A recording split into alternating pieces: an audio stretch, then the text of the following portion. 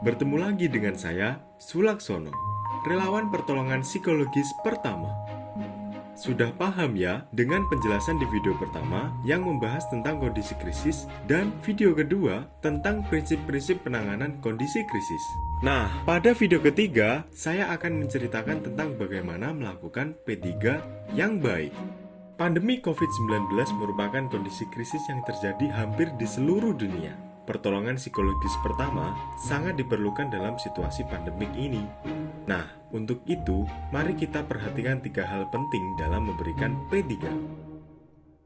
Ada 3 hal penting dalam memberikan P3, yaitu 1. Bagaimana cara berkomunikasi yang tepat dengan masyarakat terdampak. 2. Bagaimana proses pemberian P3. 3. Siapa saja yang membutuhkan perhatian khusus sebagai sasaran P3. Sebelum saya menjelaskan lebih jauh tentang ketiga hal tersebut, ada baiknya kita mengetahui terlebih dahulu bagaimana prinsip menangani atau menghadapi krisis dengan tepat. Ada 4 prinsip dalam menghadapi situasi krisis, yaitu 1. Tetap tenang dan menunjukkan kepedulian untuk membantu orang-orang yang mengalami stres agar mereka merasa lebih aman, dimengerti, dan dipedulikan dengan baik. 2. Tidak memaksakan siapapun untuk menceritakan apa saja yang telah mereka alami. Berikan kesempatan bagi mereka untuk tenang sehingga terdorong untuk berbagi cerita dengan kita jika mereka menginginkannya. 3. Ingat, P3 bukan merupakan konseling profesional dan pembekalan psikologis. Jadi, masyarakat terdampak tidak harus diminta menceritakan tentang persepsi, pemikiran, dan reaksi emosional terhadap peristiwa yang dialami. 4. Peka terhadap bahasa tubuh dan kata-kata. Kamu harus berbicara dan berperilaku sesuai dengan budaya, usia, gender, adat, dan agama mereka. Lalu bagaimana cara kita berkomunikasi saat memberikan P3? Berikut ini terdapat beberapa prinsip komunikasi efektif dalam penanganan krisis pandemi COVID-19. Berusahalah mencari tempat yang tenang untuk berbicara agar meminimalkan adanya gangguan dari luar. Jika diperlukan, hargailah privasi mereka dan jagalah kerahasiaan cerita mereka. Jaga jarak dan kedekatan Anda dengan mempertimbangkan budaya dan latar belakang mereka. Tunjukkan bahwa kita mendengarkan mereka, misalnya dengan sesekali menganggukkan kepala Anda.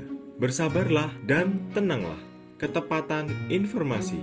Berikan informasi yang sebenarnya jika Anda mengetahuinya. Jujurlah dengan apa yang Anda tahu dan apa yang tidak Anda ketahui. Berikanlah informasi secara sederhana supaya mudah dipahami. Kenali dan pahamilah perasaan mereka. Perhatikan rasa kehilangan atau kejadian yang mereka ceritakan kepada kita, seperti meninggalnya seseorang yang dicintai atau ketika mereka kehilangan tempat tinggal mereka. Kemampuan membantu diri sendiri. Pahami kemampuan setiap orang dan bagaimana kemampuan mereka dalam membantu diri mereka sendiri. Berikan ruang bagi mereka dan biarkan keadaan sunyi beberapa saat. Hal apa saja yang harus dihindari dalam ucapan dan perilaku Anda? Jangan memaksakan mereka untuk bercerita. Jangan memotong dan mempercepat pembicaraan. Hindari kontak fisik jika Anda tidak yakin hal itu pantas dilakukan. Hindari menilai mereka atas apa yang mereka lakukan atau belum mereka lakukan. Hindari mengarang informasi, jangan mengarang informasi yang tidak Anda ketahui. Hindari istilah sulit dan negatif, jangan menggunakan istilah yang sulit dipahami. Hindari menceritakan masalah kita sendiri dan orang lain. Hindari janji palsu.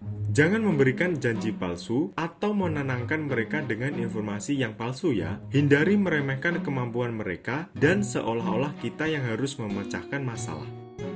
Jadi, ingat dan perhatikan komunikasi yang tepat saat kita memberikan P3. Setelah tahu tentang prinsip komunikasi, sekarang kita belajar memberikan P3 yang tepat. Pemberian P3 terdiri dari 3 tahapan, yaitu 1. Persiapan dalam memberikan bantuan. 2. Penata laksanaan P3 seperti lihat, dengar, dan hubungkan. 3. Mengakhiri bantuan Anda. Ingat kembali ya, bahwa situasi krisis dapat menyebabkan kekacauan dan seringkali membutuhkan tindakan yang bersifat segera dan darurat. Nah, untuk itu, sebelum kita memasuki situasi krisis, lakukanlah persiapan yang matang sehingga kita dapat memberikan P3 secara efektif dan lebih akurat. 1. Situasi krisis. Gunakan pertanyaan seperti, apa yang terjadi? kapan dan di manakah kejadian tersebut terjadi, berapa banyak orang yang terdampak dan siapa sajakah mereka. 2. Layanan dan dukungan. Gunakan pertanyaan seperti siapa yang akan menyediakan kebutuhan dasar mereka seperti makan, minum, dan tempat berlindung, di mana dan bagaimanakah cara mengakses bantuan tersebut, siapa sajakah yang akan membantu mereka, apakah anggota dari suatu komunitas turut serta. 3. Keselamatan dan keamanan. Gunakan pertanyaan seperti, apakah wabah COVID-19 telah berakhir atau masih berlangsung? Bahaya apa saja yang ada di lingkungan sekitar?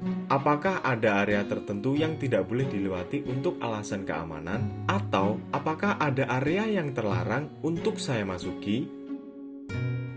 3 hal mendasar mengenai pelaksanaan P3 adalah lihat, dengar, dan hubungkan. Lihat keamanan. Kita harus memastikan keamanan lokasi saat memberikan P3, segera mencarikan bantuan untuk orang-orang yang membutuhkan, dan mengkomunikasikannya pada mereka yang stres dengan jarak yang aman.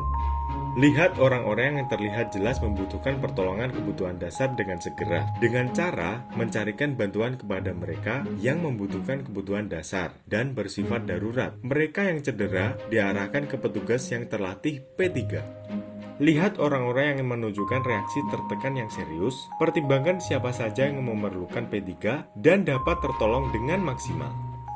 Reaksi yang sering muncul pada saat seorang mengalami krisis adalah menunjukkan gejala fisik seperti gemetar, sakit kepala, kelelahan, hilangnya selera makan, nyeri, dan kesakitan. Menangis, bersedih, depresi, atau berduka, cemas, atau takut. Menjadi sangat waspada atau gelisah. Khawatir akan terjadi hal yang sangat buruk, insomnia atau mimpi buruk, mudah tersinggung atau marah, merasa bersalah dan malu, merasa kebingungan dan merasa linglung, tidak dapat bergerak sama sekali, tidak merespon atau tidak menjawab percakapan, mengalami disorientasi seperti tidak tahu namanya sendiri, dari mana mereka berasal, atau apa yang telah terjadi, dan tidak dapat mengurus diri sendiri atau anak-anak mereka. Dengar. Dekatilah orang-orang yang mungkin memerlukan bantuan, tanyakan kepada orang-orang mengenai apa yang mereka butuhkan, serta kekhawatiran mereka. Dengarkanlah cerita mereka dan tenangkanlah mereka. Belajarlah untuk mendengarkan mereka dari mata, telinga, dan hati. Berikut ini adalah teknik yang dapat digunakan untuk membantu orang-orang yang sangat tertekan agar mereka merasa lebih tenang. Tepat nada suara.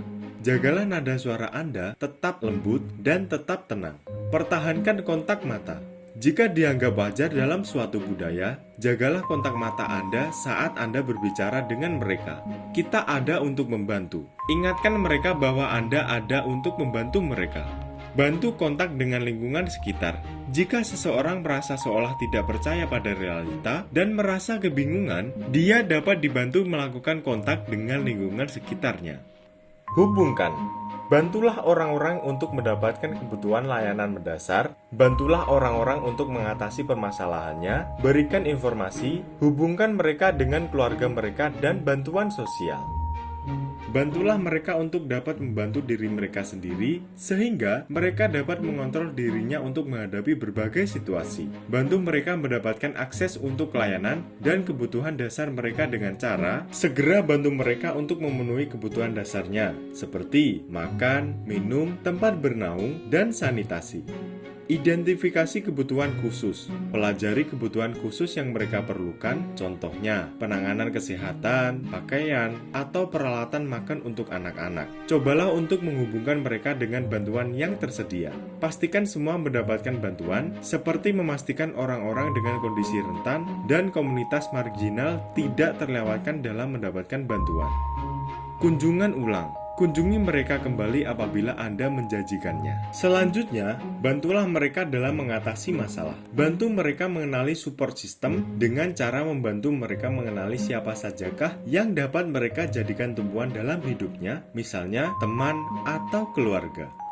Berikan saran yang mudah dan sesuai agar mereka mampu memenuhi kebutuhannya sendiri. Contohnya, berikan informasi bagaimana cara meminta makanan dan kebutuhan yang lain. Bantu mengingat cara mengatasi krisis. Mintalah mereka untuk mengingat kembali bagaimana cara yang mereka lakukan untuk mengatasi situasi sulit di masa lampau. Dan yakinkan bahwa mereka mampu mengatasi situasi sulit yang dialaminya saat ini. Identifikasi coping stres positif. Tanyakan apa yang dapat membuat mereka merasa lebih baik dan doronglah mereka untuk menggunakan coping stres yang positif. Coping stres. Coping stres merupakan strategi pengelolaan stres yang dilakukan oleh individu. Penggunaan strategi pengelolaan stres yang tepat akan membuat mereka merasa lebih kuat dan mendapatkan kembali perasaan bahwa mereka mampu menanganinya.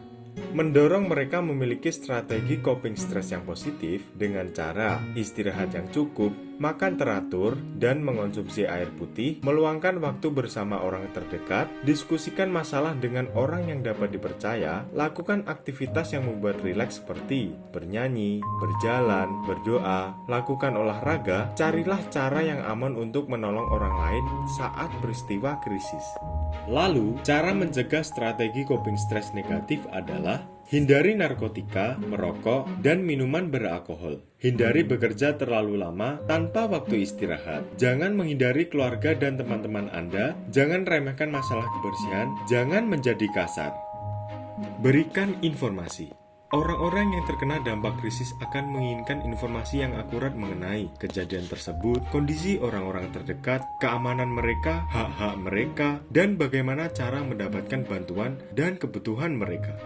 Anda tidak diharuskan mempunyai semua jawaban atas semua pertanyaan pada saat itu. Namun, jika keadaan memungkinkan, lakukanlah tepat sumber informasi. Cari tahu di mana Anda bisa mendapatkan informasi terbaru. Melengkapi informasi terbaru. Cobalah untuk mencari informasi sebanyak-banyaknya terlebih dahulu sebelum mendekati orang-orang untuk menawarkan bantuan. Tepat cara memberikan informasi. Sampaikan informasi sesuai kenyataan yang terjadi dan rencana apa yang sedang dijalankan dengan bahasa yang mudah dipahami. Informasikan ketersediaan bantuan dan penanggung jawabnya. Pastikan semua masyarakat terdampak mengetahui dan memahami cara mendapatkan bantuan yang tersedia seperti layanan kesehatan, pencarian anggota keluarga, tempat berlindung, dan pendistribusian makanan. Hubungan dengan orang yang dicintai dan dukungan sosial. Menghubungkan orang-orang terdampak bencana dengan orang-orang terdekat dan mendapatkan dukungan sosial adalah bagian penting dari P3. Berikut cara menghubungkan dengan orang yang dicintai dan mendapatkan dukungan sosial dari lingkungan sekitar. Bantu agar keluarga tetap bersama dan menjaga anak-anak bersama orang tua dan orang-orang terdekatnya. Fasilitasi menghubungi orang terdekat. Bantu mereka agar dapat menghubungi teman dan kerabatnya sehingga mereka bisa mendapatkan dukungan. Fasilitasi menghubungi komunitas spiritual. Hubungkan masyarakat terdampak dengan komunitas spiritual mereka. Pada saat mereka menyampaikan bahwa doa, praktik keagamaan, atau dukungan dari para pemimpin agama dapat bermanfaat bagi mereka. Menyatukan untuk saling membantu. Bantu menyatukan orang-orang yang terdampak bencana untuk saling membantu, seperti membantu merawat orang tua atau menghubungkan individu tanpa keluarga dengan anggota masyarakat lainnya. Krisis dan spiritualitas. Keyakinan spiritual atau agama seseorang sangat penting dalam membantu mereka melampaui rasa sakit dan penderitaan, memberikan makna, dan memberikan harapan dalam situasi krisis. Berikut adalah beberapa saran tentang memberikan perhatian dan pelayanan dalam aspek spiritual setelah peristiwa krisis terjadi. Hormati agama atau keyakinan mereka. Sadari dan hormati latar belakang agama orang tersebut. Jangan menyetujui atau menolak kepercayaan spiritual atau interpretasi krisis, bahkan jika orang tersebut meminta kita melakukannya. Identifikasi coping positif. Tanyakan kepada orang itu apa yang biasanya dapat membantu mereka merasa lebih baik. Dorong mereka untuk melakukan hal-hal yang dapat membantu mereka mengatasi masalahnya. Jadilah pendengar yang efektif. Dengarkan dengan hormat, tanpa menghakimi dan mempertanyakan keyakinan spiritual yang dimiliki oleh orang yang terdampak bencana. Hormati keyakinan mereka. Jangan memaksakan kepercayaan atau interpretasi spiritual agama yang Anda anut atas krisis yang dialami oleh orang terdampak bencana. Mengakhiri bantuan Anda. Pertanyaan yang sering muncul berikutnya adalah, apa yang terjadi selanjutnya, kapan, dan bagaimana kita berhenti memberikan bantuan? Hal tersebut tergantung pada konteks krisis, peran, dan situasi kita, serta kebutuhan orang-orang yang kita bantu. Kita harus menggunakan penilaian terbaik kita atas situasi, kebutuhan orang tersebut, dan kebutuhan kita sendiri. Pilihlah waktu yang tepat dalam mengakhiri bantuan dan lakukanlah hal-hal berikut ini. Menjelaskan pemberian bantuan selesai. Jelaskan kepada orang-orang terdampak bahwa kita akan mengakhiri bantuan dan meninggalkan lokasi. Memperkenalkan relawan baru. Jika ada relawan lain yang akan membantu mereka sejak saat itu, maka perkenalkan relawan baru tersebut kepada mereka. Menghubungkan dengan ketersediaan layanan dan cara mendapatkannya. Apabila kita telah menghubungkan masyarakat terdampak dengan bentuk layanan yang lain, maka beritahu mereka apa yang harus ditindaklanjuti dan apa bantuan yang dapat diharapkan berikutnya. Mengakhiri hubungan secara positif. Apapun yang telah dialami orang terdampak bencana tersebut, Anda dapat mengucapkan selamat tinggal secara positif dengan mengucapkan semoga mereka akan baik-baik saja. Semangat ya, ayo kita menjadi relawan yang handal agar mampu meningkatkan imunitas fisik dan kesehatan jiwa kita. Sampai jumpa di video edukasi lainnya yang berjudul Aku Tangguh.